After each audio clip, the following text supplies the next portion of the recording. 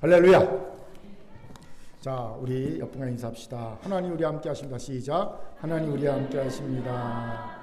한 번 더 인사할까요? 웃으면서 얼굴 보며 당신의 얼굴을 보니 하나님의 얼굴을 보는 것 같습니다. 시작. 당신의 얼굴을 보니 하나님의 얼굴을 보는 것 같습니다. 다 저를 주목해 주시기 바랍니다. 혹시 바보야, 문제는 경제야 라는 구호를 들어보신 적이 있습니까? 아마 있을 겁니다. 한때 전 세계적으로 크게 유행했고요.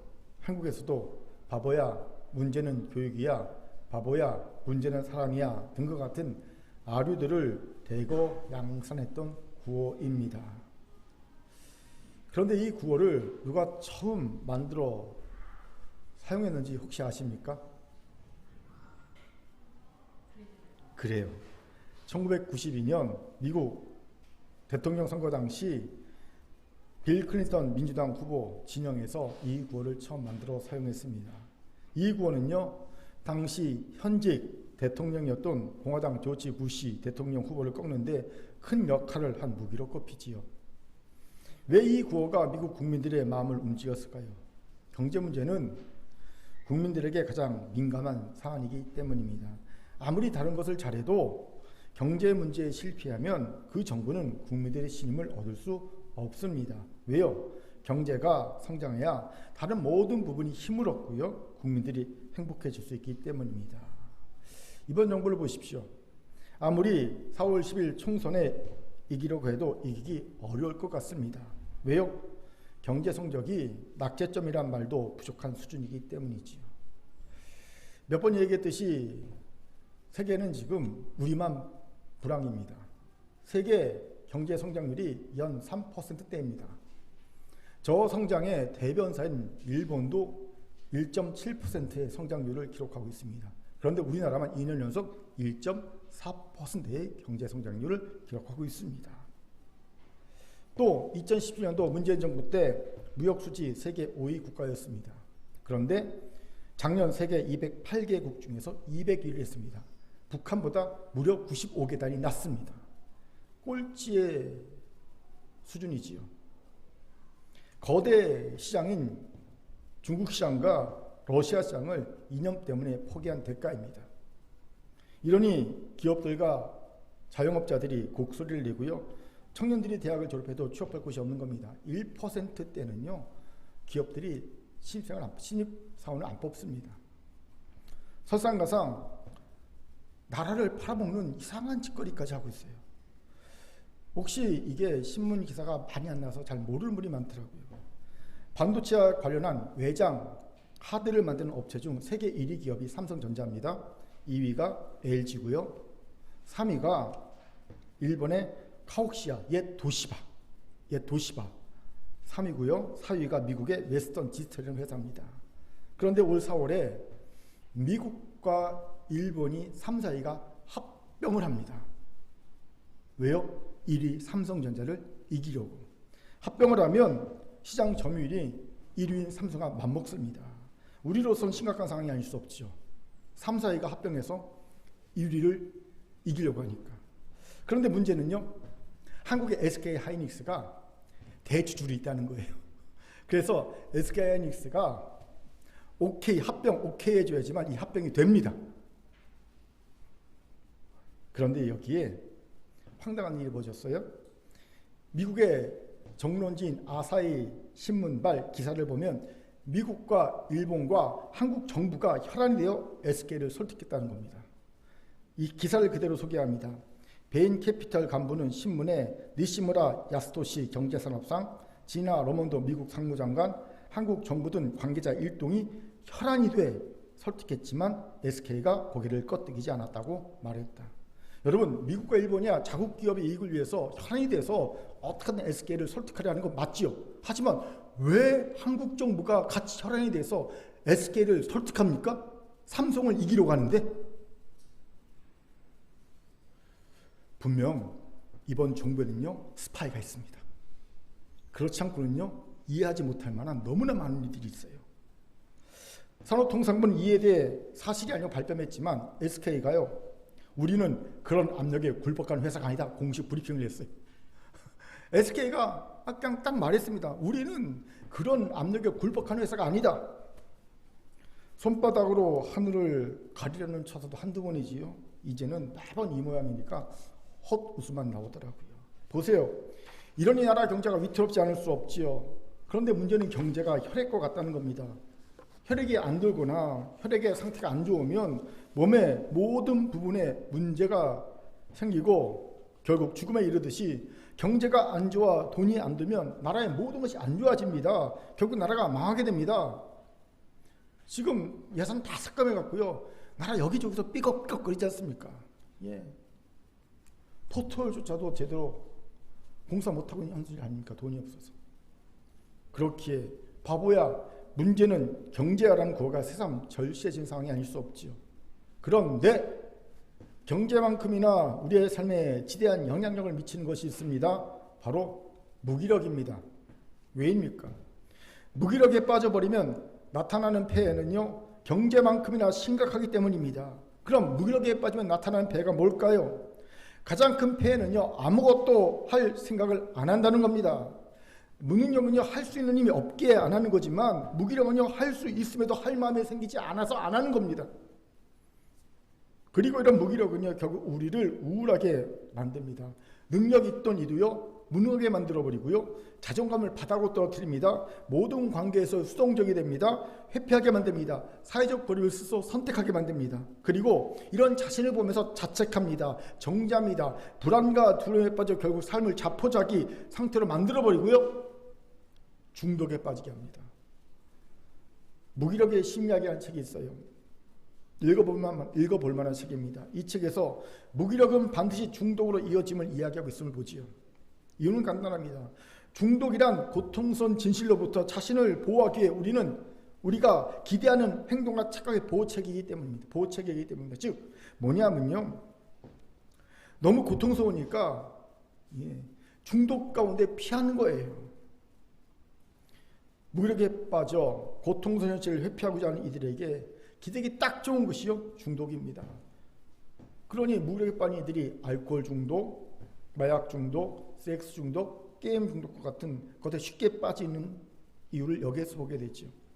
보세요. 이것이 무기력이 일으키는 폐해입니다. 한마디로 우리를 죽음에 이르게 하는 질병입니다. 그렇기에 많은 심리학자들이 하는 얘기가 있습니다. 소개합니다. 인간은 활동하는 가운데 존재하며 무기력은 죽음을 뜻한다.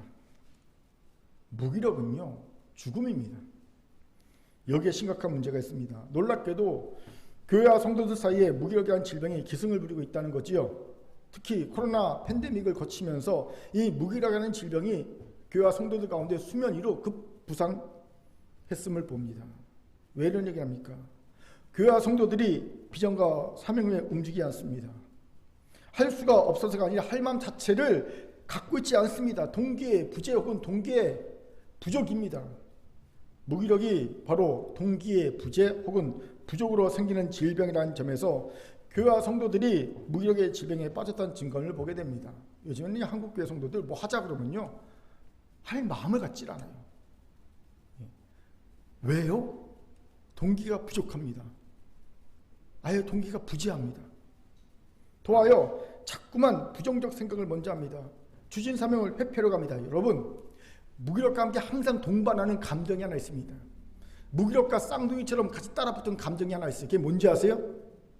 짜증입니다. 무기력에 빠지면요, 뭐 하자 그럼 짜증만 올라옵니다. 귀찮습니다. 왜 날 이렇게 귀찮게 하지? 나 좀 내비둬, 뭐 이런 마음이 들죠. 짜증은요, 남 탓하는 거예요. 무기력한 자신에 대한 두려움과 불만을 외부로 돌리는 방법이 짜증입니다. 그리고 할 마음도 할 자신도 없으니까 자꾸 사명을 회피하게 됩니다.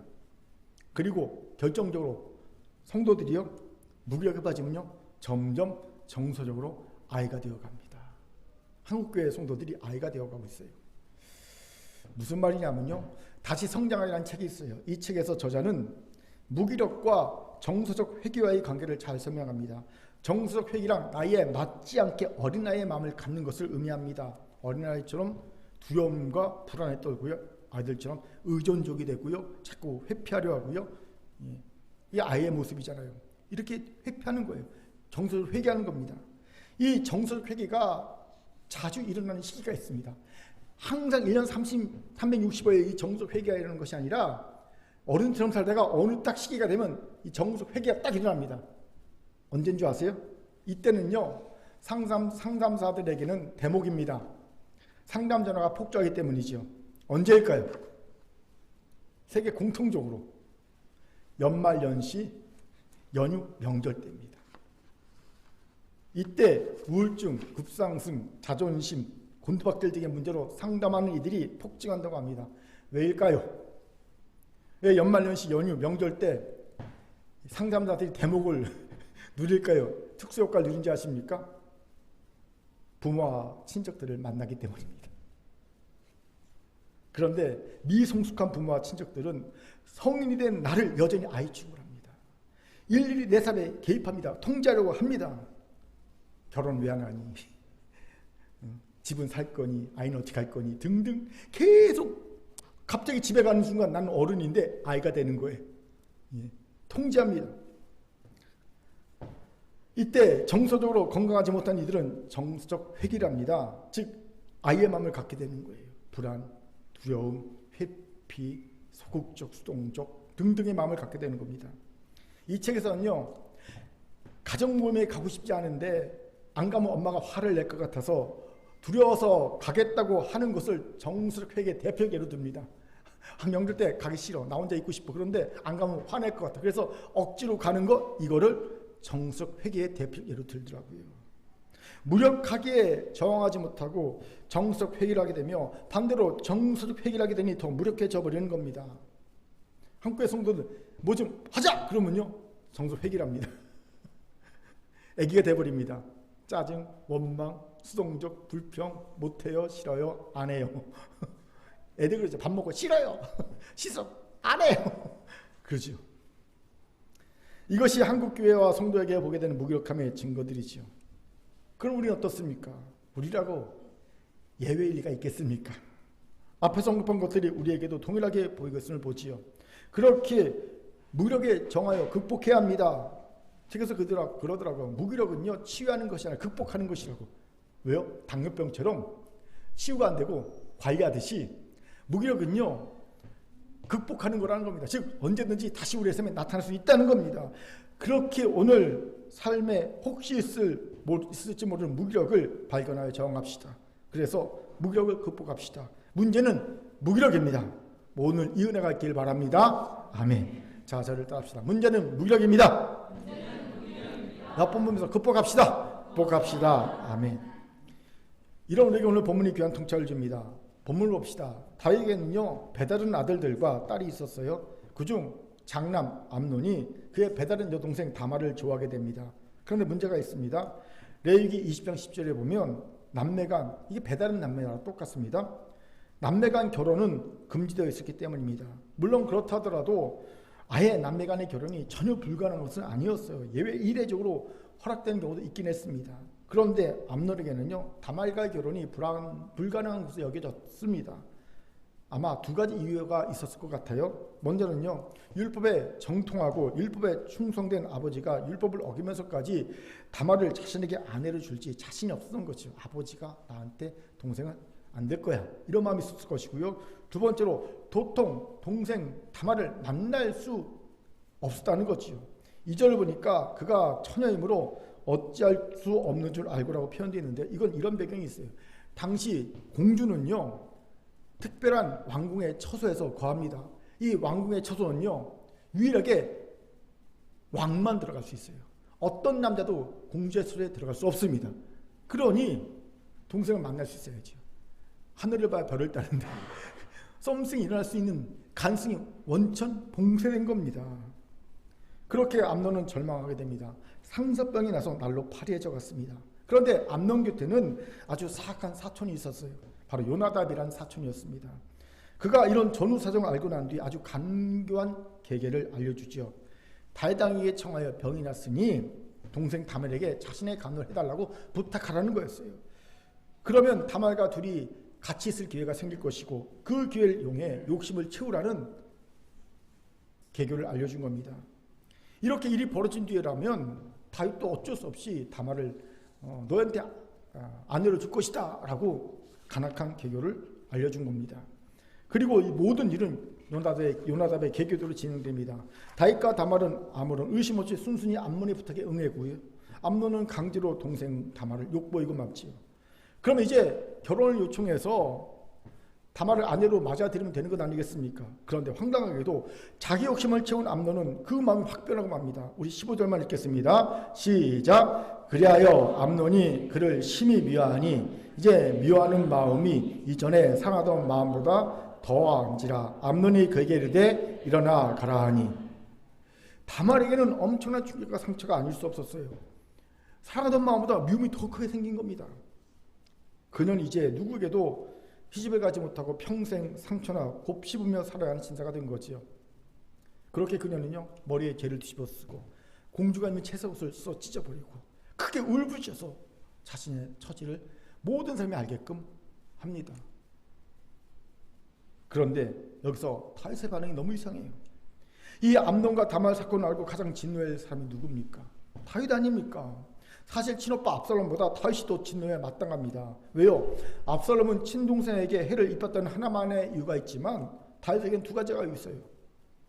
첫째는요, 암논이 공적으로는 감히 왕을 기망했다는 거고요. 사적으로는 딸에게 해서는 안 되는 만행을 저질렀다는 겁니다.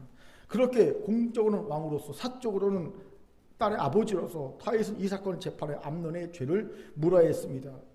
그런데 성경에는요, 그런 다윗의 모습이 전혀 없어요. 단지 다윗이 심히 노했다는 말밖에 하고 있지 않습니다. 우리 20절 같이 읽겠습니다. 시작. 다윗 왕이 이 모든 일을 듣고 심히 노하니라. 그리고 끝. 노하고 맙니다.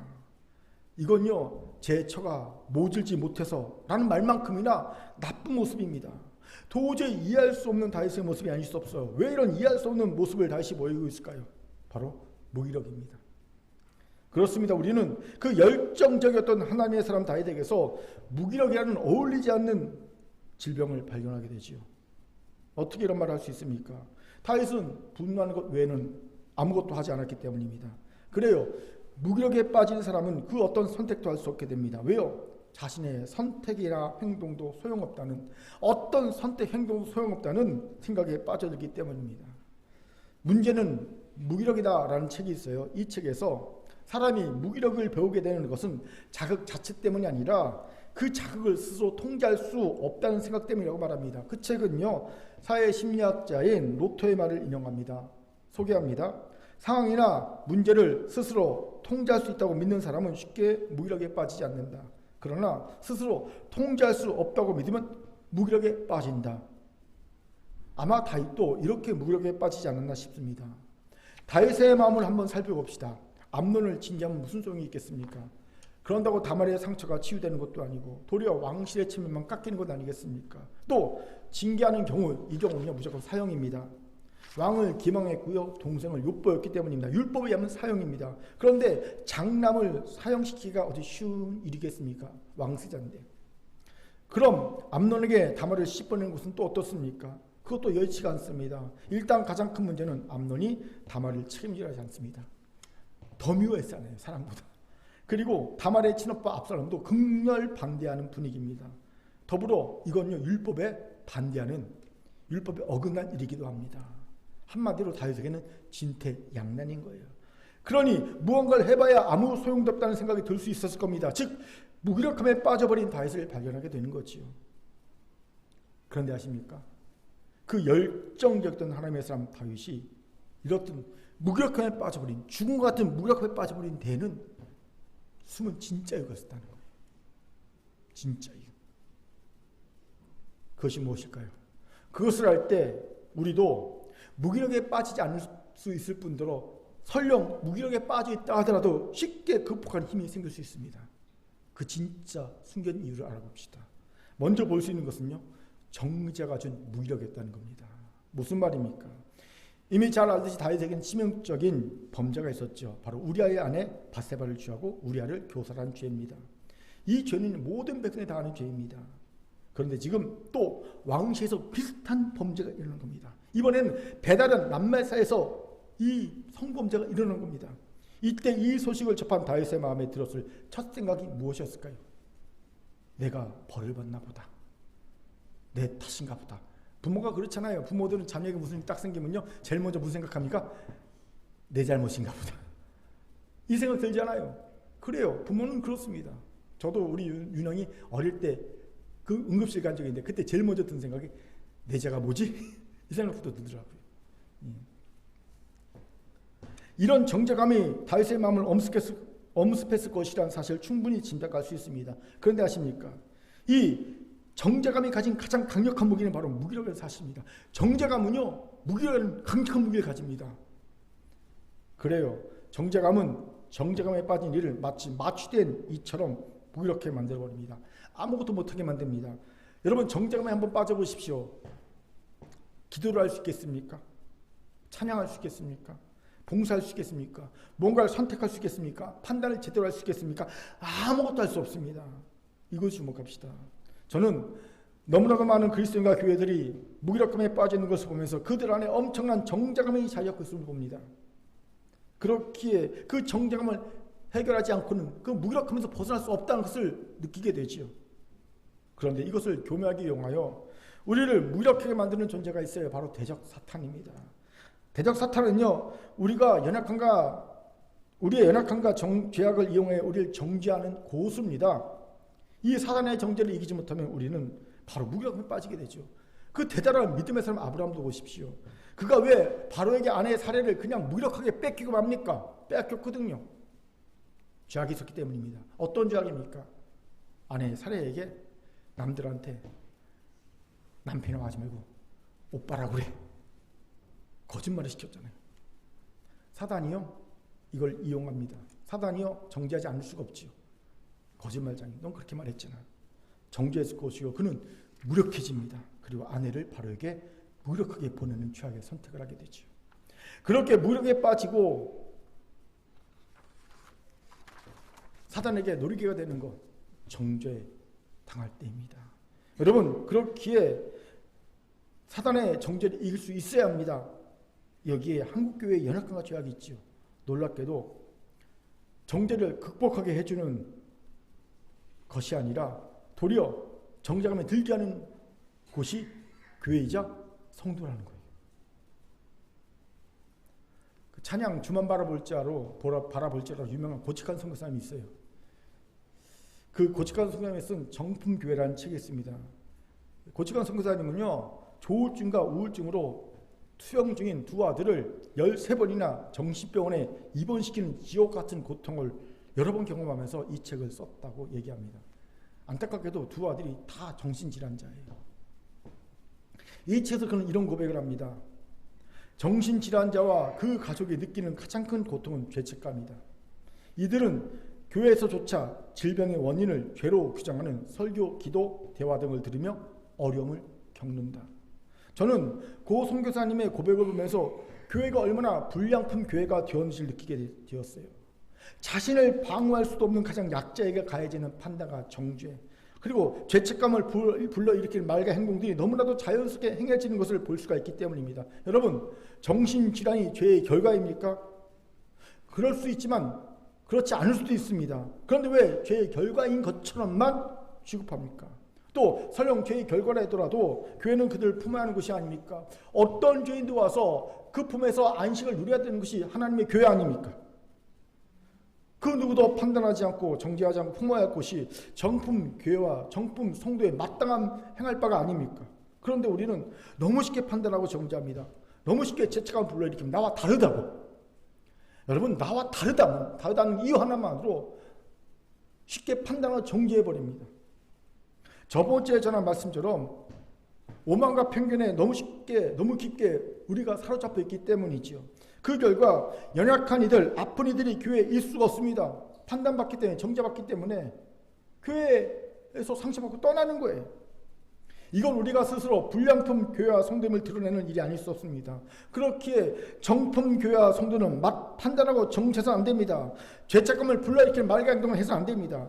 여러분, 오얏나무 밑에선 가끈도 고쳐매지 말라고 했듯이요.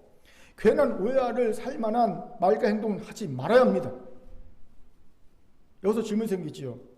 아예 죄의 지적을 하지 않으면 죄는 어찌 회개시킵니까? 여기서 잘 알아야 할 것이 있어요. 먼저 교회는요, 선포되는 말씀을 통해 성실하게 죄를 지적해야 한다는 겁니다. 죄를 성실하게 지적하지 않는다면 그것은 바로 불량한 교회입니다. 하지만 분명히 알아야 할 것이 있어요. 죄의 지적은 여러분의 목이 아닙니다. 죄의 지적은 오직 선포되는 말씀의 목입니다. 강대성에 선포된 말씀의 목입니다. 이거는 그렇게 여러분이 할 죄의 지적은 없습니다. 여러분은 그저 사랑으로 허다한 허물을 덮어주면 됩니다. 이건 저도 마찬가지입니다. 저도 강대상을 내려가면 죄를 지적할 자격이 없습니다. 제 목이 아닙니다. 강대상을 내려갔음에도 제가 죄를 지적할 수 있는 단 한 가지 예외가 있는데거든요. 성도들이 제게 와서 목사님 제가 뭔지 잘 모르겠어요. 알려주세요라고 부탁할 때 그때만 제가 가르쳐 드릴 수 있는 거예요. 오직 죄의 지적은요, 강대상에서 선포된 말씀을 통해서 할 수 있습니다. 기억하십시오. 둘째, 하나님이 기뻐하신 죄의 지적은요, 근심을 낳고 생명의 회개에 이르게 하지만 사단의 판단과 정죄는요, 무기력을 낳아 죽음에 이르게 한다는 겁니다. 그렇게 항상 우리의 지적이 낳는 열매를 주목해야 합니다. 내가 죄를 지적했을 때 그것이 어떤 열매를 맺는가, 생명의 회개를 맺는가, 아니면 무력을 낳고 죽음에 이르게 하는가 항상 확인해야 합니다. 제가 항상 고민하며 두려워하는 것이 이것입니다. 자칫 죄의 지적이 도리어 무기력에 빠지게 할 수 있음을 알기 때문입니다. 그렇게 저는요, 진정으로 그를 위해 기도하고 그를 사랑하지 않으면 절대 죄를 지적하지 않으려고 노력합니다. 기도와 사랑만이 없이 하는 죄의 지적은요, 무력을 낳고 죽음에 이르게 한다는 걸 너무 잘 알기 때문입니다. 간혹 제가 죄를 개인적으로 지적하는 분이 있다면 제가 진짜 사랑하는 분입니다. 기도하는 분입니다. 그래서 죄를 지적해 주는 거예요. 사랑하는 큰교회 성도 여러분, 이제 우리를 돌아봅시다. 우리는 정품 교회 성도입니까? 아니면 불량품 교회 성도입니까? 전자에게 바랍니다. 또한 우리 가운데 누군가의 무분별한 판단과 정죄로 인해 무력에 빠져 있는 이가 있습니까? 그래서 원망, 불평 혹은 두려움의 마음에 도망치고 싶은 마음이 있습니까? 그렇다면 그것도 사단에게 놀아나고 있음을 아시기 바랍니다. 우리가 진정 예수 그리스도의 은혜로 구원을 받은 자라면 이제 우리는 어떤 판단도 정죄도 이길 수 있어야 합니다. 왜요? 우린 이제 그 무엇으로도 흠집낼 수 없는 새로운 피조물, 예를 들면 다이아몬드가 되었기 때문입니다. 제가 여러 번 말씀드렸지 않습니까? 제가 똥이 묻은 100캐럿짜리 다이아몬드를 여러분이 딱 주면요, 아니 목사님 이 똥 묻은 다이아몬드를 저한테 주십니까? 하고 안 받을 분이 있습니까? 바보가 아닌 이상 받습니다. 왜요? 그 똥 닦으면 되잖아요. 여러분, 똥이 묻었다고 다이아몬드 100캐럿짜리가 다이아몬드 가치 훼손됩니까? 훼손되지 않습니다. 마찬가지로 예수 그리스도의 구속연적으로 하나님의 자녀된 우리의 가치는 그 어떤 것으로 훼손될 수 없습니다. 똥을 그저 씻으면 그만일 뿐입니다. 그렇기에 판단한다고 판단하지 마십시오. 정죄당하면 안 됩니다. 그런 이는 아직 구원의 은혜와 가치를 모르는 어리석은일 뿐입니다. 우리 가운데 이런 이가 단 한 명도 없길 바랍니다. 이 믿음이 무기력에 저항하여 무력을 극복한 힘이 될 줄 믿습니다. 아멘. 자, 저를 따라합시다. 정품 교회와 성도가 됩시다. 옆분 보면서 더 이상 판단당하지도 정죄당하지 맙시다. 시작. 더 이상 판단당하지도 정죄당하지도 맙시다. 아멘. 여러분 교회에서 누가 이상한 말 해도요, 판단당하지 말고 정죄당하지 마세요. 반사. 예. 그러면 됩니다. 왜? 우리는 다이아몬드니까. 흠집낼 수 없는. 두 번째로 다윗에게 숨겨져 있던 무기력함의 이유는요, 비겁함이 좀 무기력함이었음을 봅니다. 무슨 말입니까? 첫 번째 이유와 연관되어서 백성들이 남매 간에 이런 성적인 범죄가 일어났음을 알았을 때 어떤 반응을 보이겠습니까? 아버지나 아들이나, 이런 말 들지 않겠습니까? 아버지나 아들이나. 이건 너무나 수치스러운 일이죠. 다윗은 암논을 처벌해야 마땅하지만 그 과정에서 자신의 수치스러운 과거, 숨기고 싶은 과거가 백성들 앞에 입에 오르내리는 것이 싫었던 겁니다. 그렇게 다윗은 무기력에 빠지고 말지요. 정확하게 말하면 무기력을 선택하고 만 겁니다. 이것은 비겁함입니다. 왜요? 자신이 부끄럽다고 수치스럽다고 왕으로서 해야 할 책임을 회피한 거고요, 정의를 짓밟고 있기 때문입니다. 가장 사적으로는 사랑하는 딸의 억울함에 눈 감아버리지 않습니까? 얼마나 억울합니까? 다만 이것을 주목합시다. 비겁함을 선택하는 순간 우리는 무기력해집니다. 불의 앞에 타협하게 되고 정의를 위해 약자를 위해 아무것도 할 수 없는 무력한 존재가 되고 맙니다. 예수의 제자들이 바로 그런 경우가 아닙니까? 그들은 스승인 예수가 불의한 재판을 받고 십자가에 달려 죽을 때 아무것도 못합니다. 무기력하게 쳐다보거나 도망치기에 바쁩니다. 왜요? 비겁하게 목숨을 구걸했기 때문입니다. 그렇게 무기력함에 빠져있다면 자신 안에 비겁함은 없는지 돌아봐야 합니다. 내가 왜 이렇게 무기력하지? 내가 비겁했는지를 돌아봐야 합니다. 저는 이번 여당의 공천 과정을 보면서 한 가지 확신된 게 있어요. 언론은요, 비겁하게 야당 공천은 문제가 많은 공천이라고 비난하고 여당 공천은 조용한 문제없는 공천인 것처럼 오도하고 있지만 저는 다르게 생각합니다.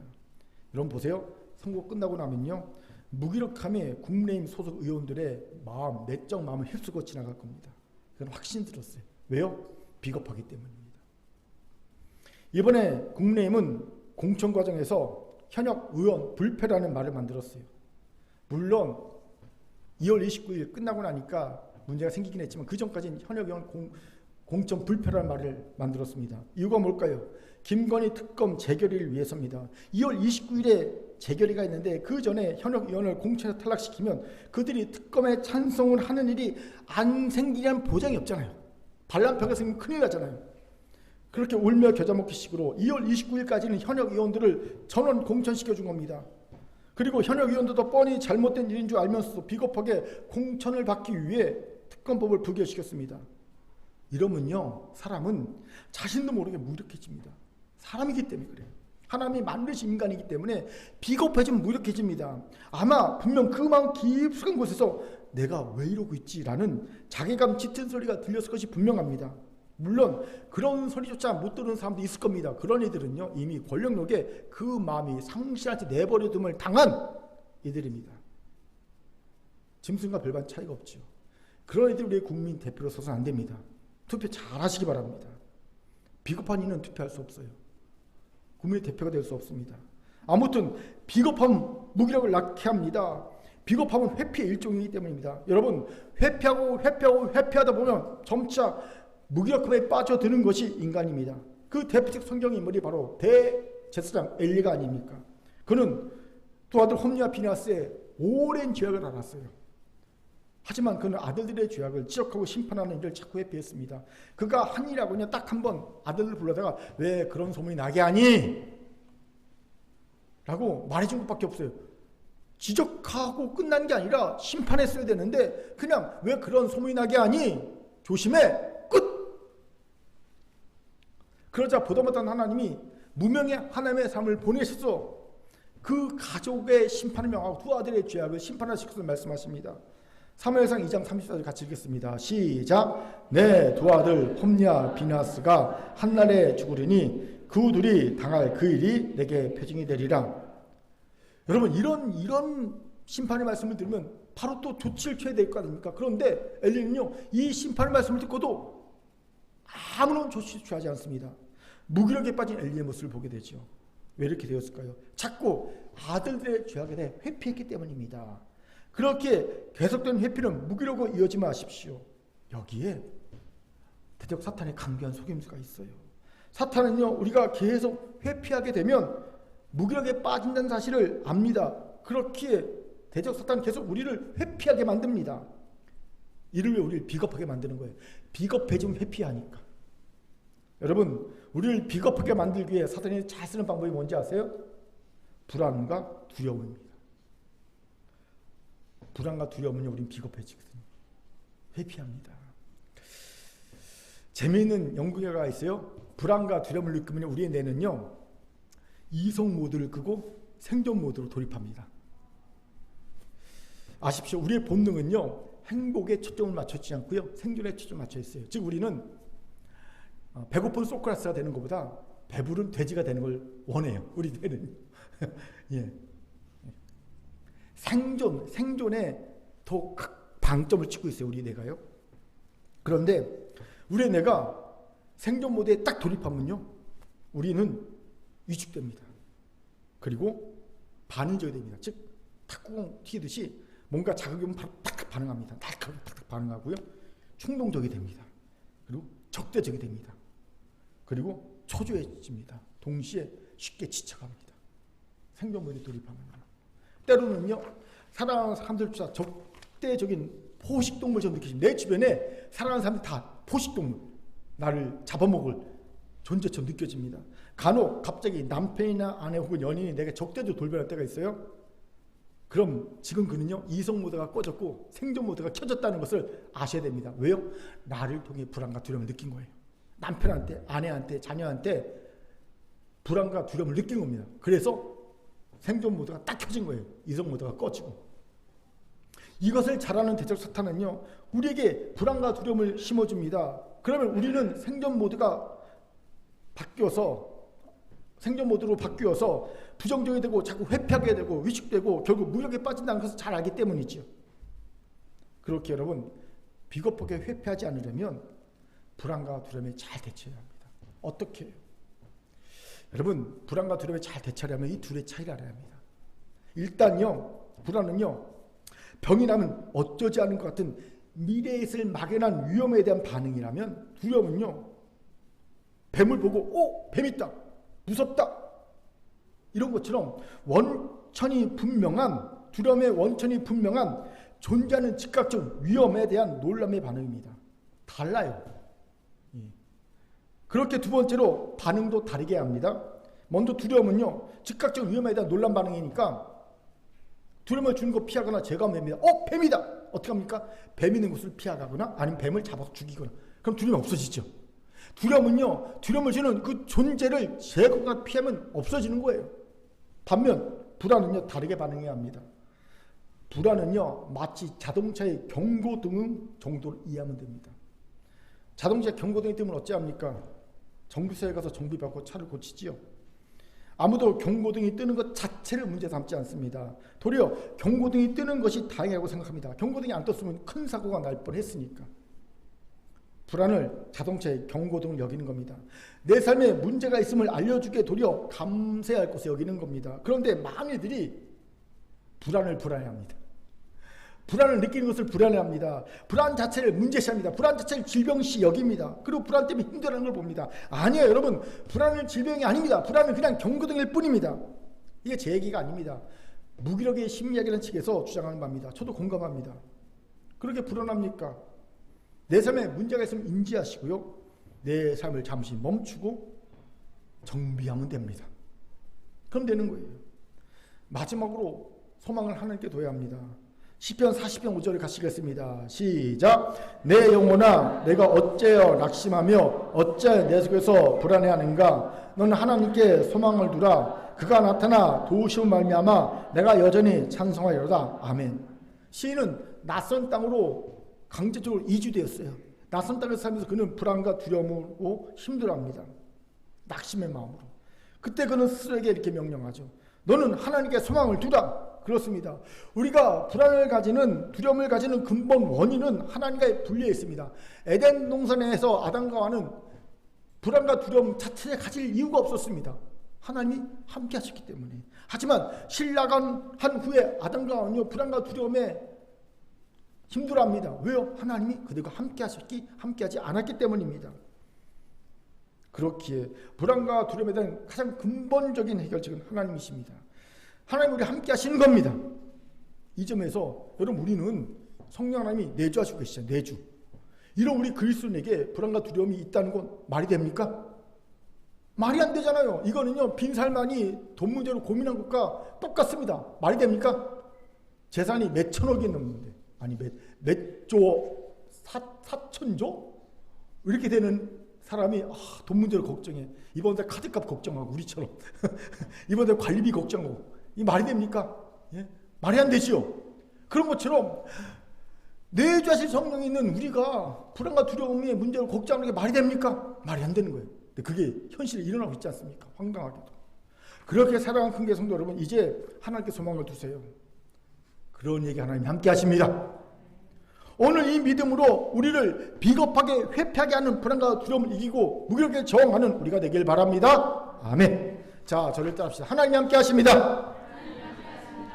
옆분 보면서 비겁하게 회피하지 맙시다. 시작. 비겁하게 회피하지 맙시다. 아멘. 세 번째로 다윗에게 숨겨져 있던 무기력함의 이유는요, 놀랍게도 영적인 실증이 준 무기력함을 봅니다. 영적인 실증인 무기력. 무슨 말입니까? 우리 13장 1절을 같이 읽겠습니다. 시작.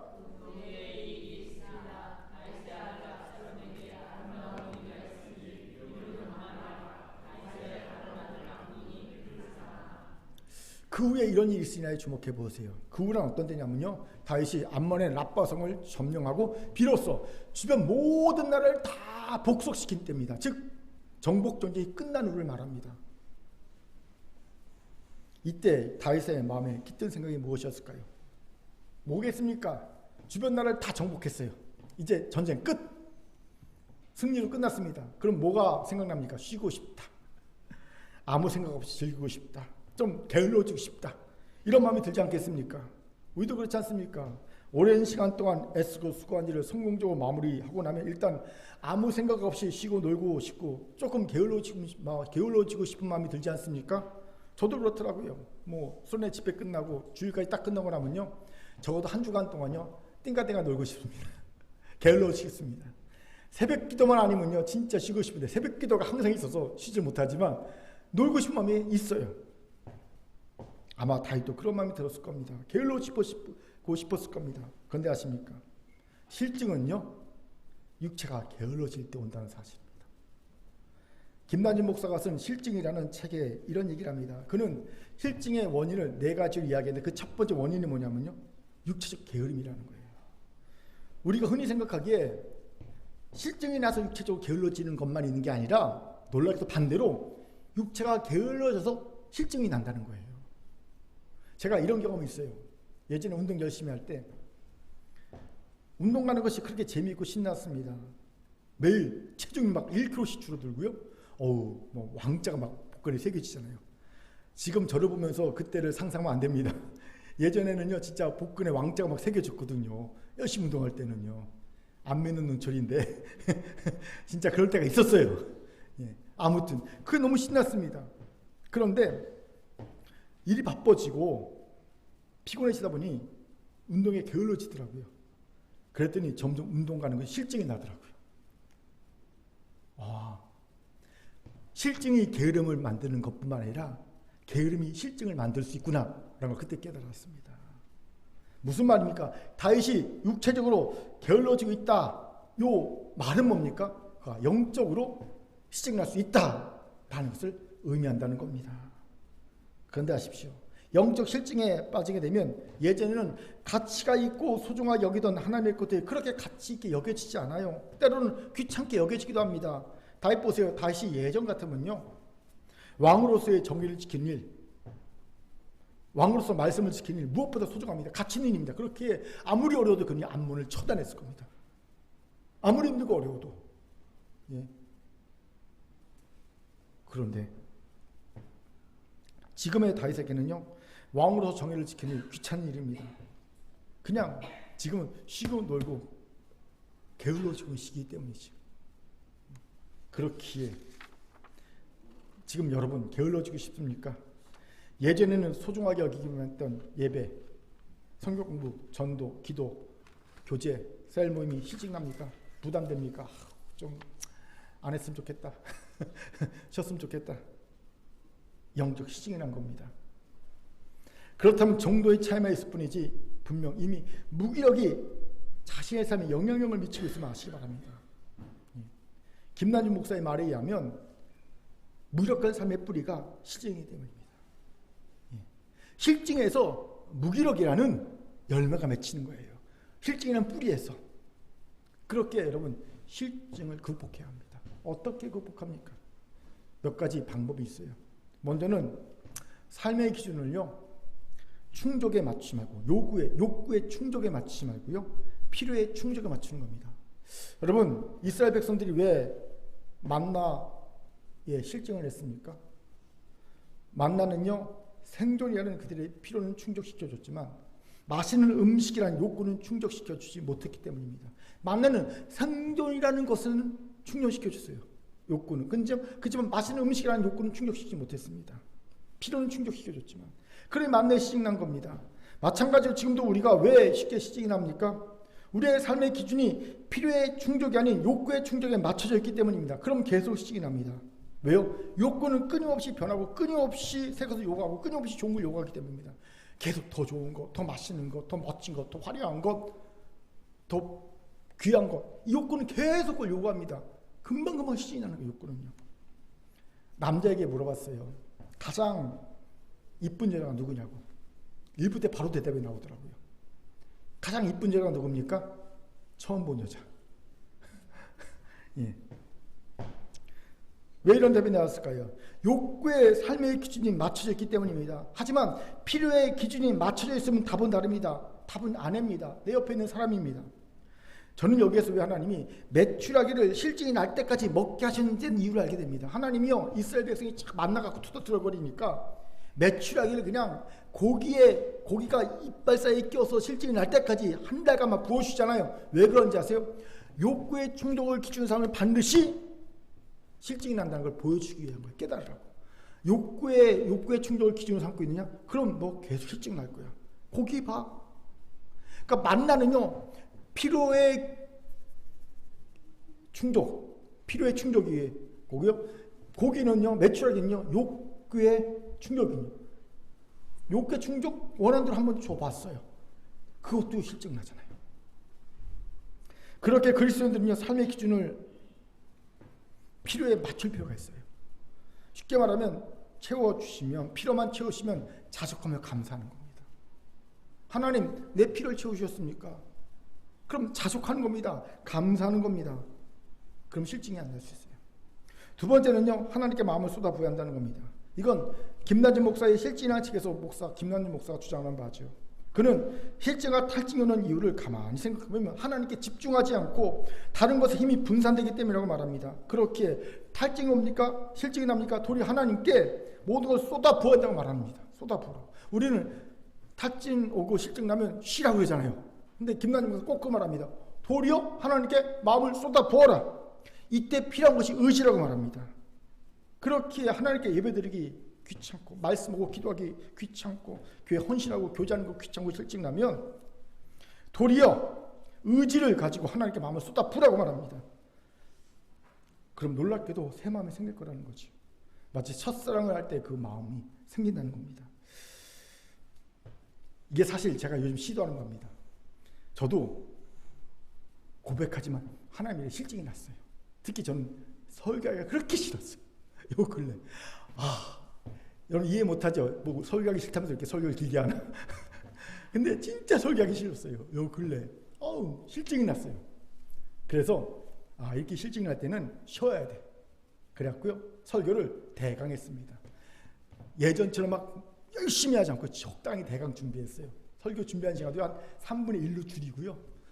설렁설렁 했습니다. 그러면 저는 마음이 회복될 줄 알았어요. 그랬더니 아니더라고요. 오히려요, 더 하기 싫더라고요, 설교가. 그래서 깨달았어요. 이게 아니구나. 이 방법이 아니구나. 그래서 반대로 생각했어요. 의지를 가지고 한 번 더 열심히 하려고 해봤어요. 그랬더니요, 놀랍게도 마음이 조금씩 변하더라고요. 이게 맞구나. 제가 느끼고 있습니다. 그렇게 사랑하는 금교회 성도 여러분, 실증이 났습니까? 그냥 두면 큰일 납니다. 실증이란 뿌리에서 무기력의 열매가 맺히기 때문이죠. 그 전에 실증을 극복합시다. 욕구가 아닌 필요의 기준을 맞추고 감사, 자족의 사람이 되십시다. 의지를 가지고 하나님께 마음을 쏟아봅시다. 열정이 실증과 무기력이 극복될 줄 믿습니다. 아멘. 자, 저를 따라합시다. 무기력의 뿌리인 엿분 보면서 실증을 극복합시다. 아멘. 이제 말씀 마치죠. 수련을 마치고 2주 정도 지나면서 수련회 때 받은 은혜대로 다시 여호수아 서기 위해 애를 쓴 성도들이 있어요. 소수지만. 반면 다시 예전을 회개해서, 이전보다 더 못한 상태로 회개해서 주저앉아서 예전의 삶을 반복한 성도들이 꽤 많은 걸 보게 되었어요. 이미 예견한 일이지만 마음이 아프더라고요. 그리고 다시금 공동체 문제를 놓고 하나님께 여쭤봤습니다. 그때 제 안에 딱 떠오른 구호가 있었습니다. 바보야, 문제는 무기력이야. 이게 제 뇌를 딱 때렸어요. 바보야, 문제는 무기력이야. 그렇습니다. 우리 공동체의 문제는 무기력이었습니다. 이 무기력에서 낮은 자존감의 문제가 생겼고요. 우울증의 문제가 생겼고요. 후동적인 자세의 문제가 생겼고요. 회피하는 문제가 생겼고요. 자책과 정죄 문제가 생겼고요. 불안과 두려움 문제가 생겼고요. 자포자기와 중독 등의 다양한 문제들이 야기되고 있음을 볼 수 있습니다. 그리고 하나님은요, 공동체가 왜 무기력의 질병에 걸렸는지를 오늘 본문의 다윗을 통해 보여주셨습니다. 그리고 공동체가 그 문제를 극복하기를 원하고 계심을 강력하게 말씀하셨습니다. 그렇게 사랑하는 콩교회 성도 여러분, 다시 여호수아가 됩시다. 이를 위해 우리의 무기력의 문제를 그냥 내버려 두지 말고 정하여 극복합시다. 이를 위해 첫 번째, 불량품이 아닌 정품 교회와 성도가 됩시다. 판단 정죄 하지 맙시다. 또한 더 이상 누구에게도 판단당하지도 정죄당하지 마시기 바랍니다. 두 번째, 비겁하게 회피하지 맙시다. 하나님이 함께 하심을 믿고 불안과 두려움을 맞서 극복합시다. 세 번째, 무력에 뿌린 실정을 극복합시다. 이를 위해 게을르지 맙시다. 욕구가 아닌 필요의 삶의 기준을 맞추시고 의지를 가지고 하나님께 마음을 쏟아 부읍시다. 바라기는 무기력함이 아닌 생동감, 자발성, 창의성, 열정을 가지고 다시 여호서 우뚝 서는 큰교와 성도가 되기를 주님으로 축원합니다. 아멘. 하나님의 신 말씀이었습니다. 기도하겠습니다. 사랑과 자비하는 참 감사합니다. 하나님, 무기력의 문제입니다. 우리 공동체 다시 여호서 서기에 이 무기력의 문제 정면으로 정하여 극복하는 은혜를 허락하여 주옵소서. 감사드리며 예수님 이름으로 기도합니다. 아멘.